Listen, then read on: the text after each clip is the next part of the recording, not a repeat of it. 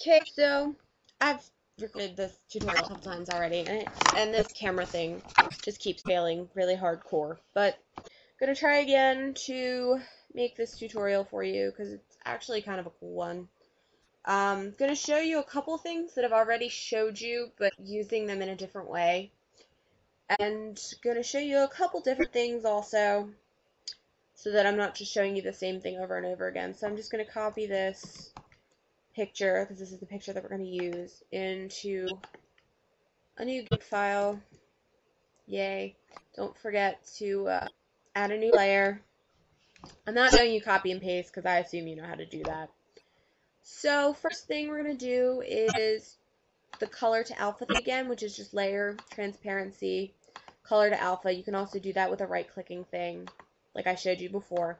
We're going to color the black to alpha this time instead of the white, so we're going to use black. And it's going to look like that, which looks like crazy.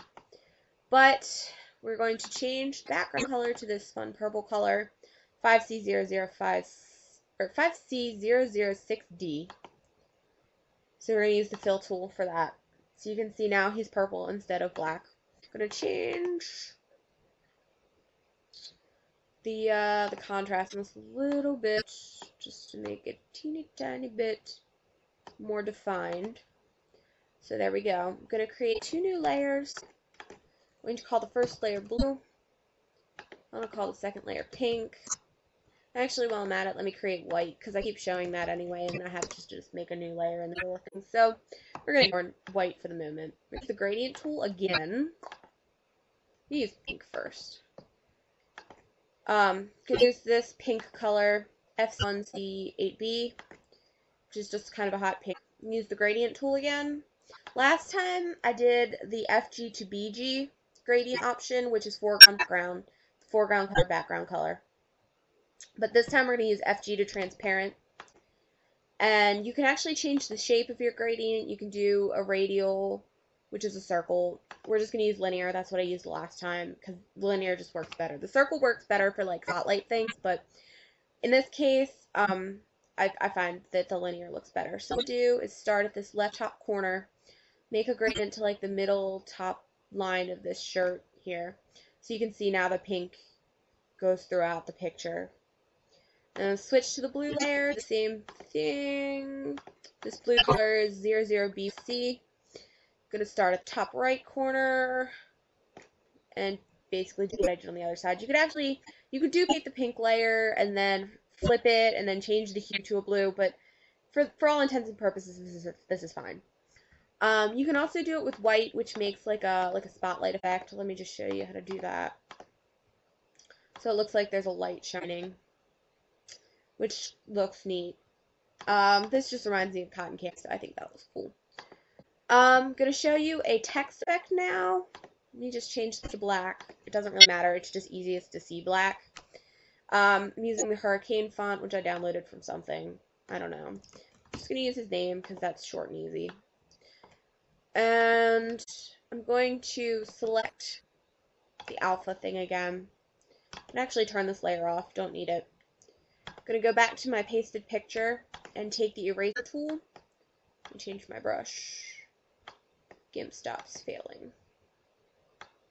Oh no. Oh, there we go.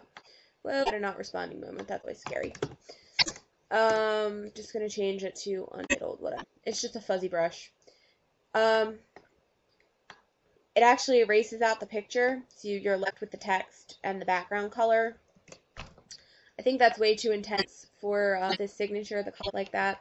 So you can actually change the opacity, like that. Like that is not changing it. There we go. But what I kind of like to do is just click once.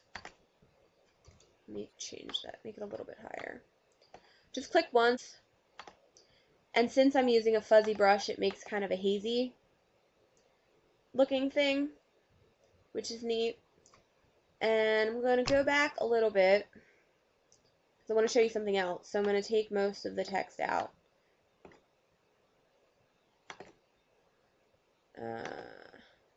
Okay.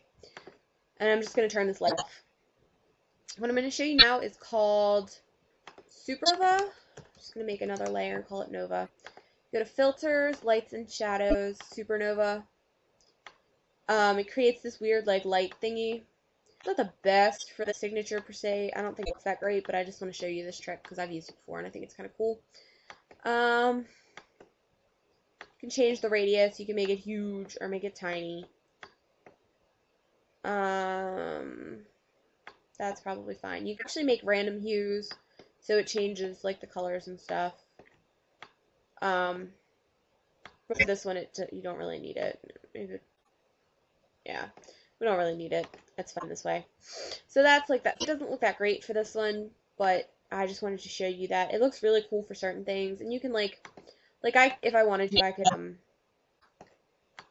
erase part of it out so that it's like sort of in the background or like just less noticeable.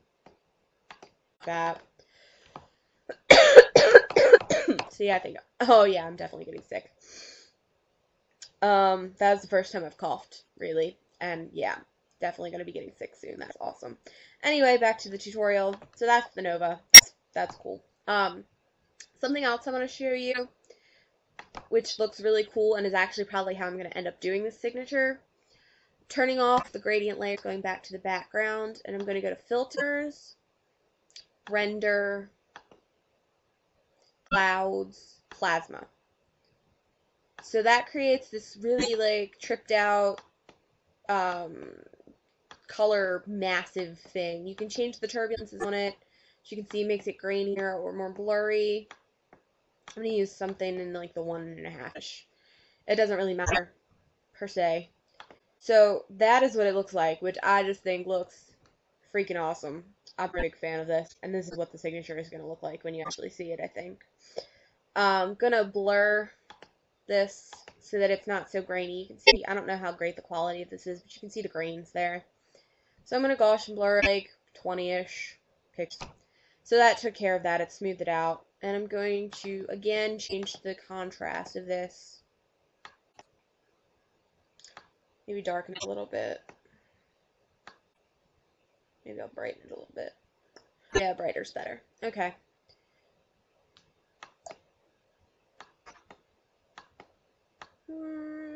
I'm just having fun. Okay, yeah, I like that. All right. And again, you can do the alpha to selection. You don't even have to turn the layer back on. Go back to your pasted layer. Erase. Or you can, again, you can just hit it the once.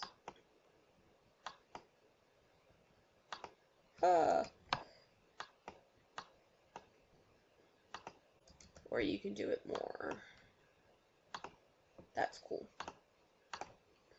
So that is what I wanted to show you. I'm really a big fan of these plasma clouds. That's actually how I did the other signature that I'm going to eventually show you once I stop getting lazy, because that one was just so much work. It's going to take forever to do a tutorial for it. I will do it, though, eventually, I promise. But I just wanted to show you this first because it was quicker. And it's going over stuff I've already taught you. And showing you some new things, too. So I think I'm going to end it here. I'm going to stop rambling, and I probably should stop talking. I'm going to lose my voice, I have a feeling. Oh, this is not fun. I don't want to be sick. Anyway, this is becoming a narrative of my life, and that's not what this is for. This is supposed to be a tutorial for GIMP, and that's what I'm going to leave it at. So that, I bid you adieu. Peace out.